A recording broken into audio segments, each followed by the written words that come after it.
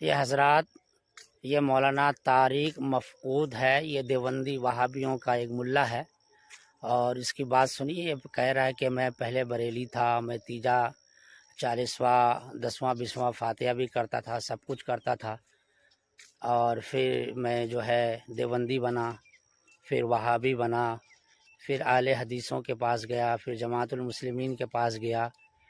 اور تو میں اس سے پوچھنا چاہوں گا کہ تمہارا باپ دادا تو بھی بریلی ہوگا، وہ بھی تو تیجا 40واں کرتا ہوگا، تو نے اپنے دادا کا تیجا 40واں کیا ہوگا. تو اچھا بتاؤ کہ تو اپنے دادا اور باپ کو مشرک کہتا ہے کہ نہیں؟ کیونکہ تو بریلوی کو مشرک کہتا ہے نا، تو اپنے باپ دادا کو بھی مشرک کہتا ہوگا. اور اب دیکھ لو، یہ وہابی کے پاس گیا، وہابی بنا، دیوبندی بنا، جماعت المسلمین کے پاس گیا، اہل حدیث کے پاس گیا. اب دیکھو یہ کہاں گیا اور کیا بن گیا. پہلے میں بریلوی تھا، پہلے میں کیا تھا؟ بریلوی. تو ہم وہ تیجے 40ویں 11ویں شریف 12ویں شریف نظر و نیاز سارے جمعرات کے سب کچھ رپورٹ ہمارے ہاں تفصیل سے چلتی تھی. پھر میں دیوبندیوں کے پاس بیٹھنا شروع ہوا کہ میں دیوبندی بن گیا. پھر کچھ دنوں کے بعد اہل حدیث میں بیٹھا، انہوں نے بخاری کی حدیث دکھائی رفع الیدین والی. میں نے کہا دیوبندی تو یہ کرتے ہی نہیں ہے. پھر اہل حدیث بن گیا.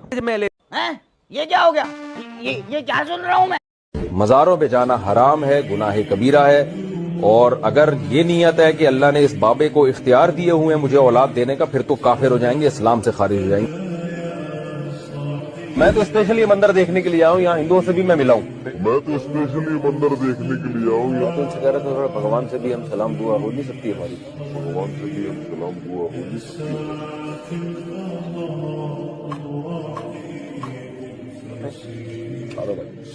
یہ پہلی دفعہ صحیح طرح سے کسی مندر میں گیا، ابھی بھی صحیح گیا نہیں ہوں اندر میں، سے باہر ہی بیٹھا ہوں.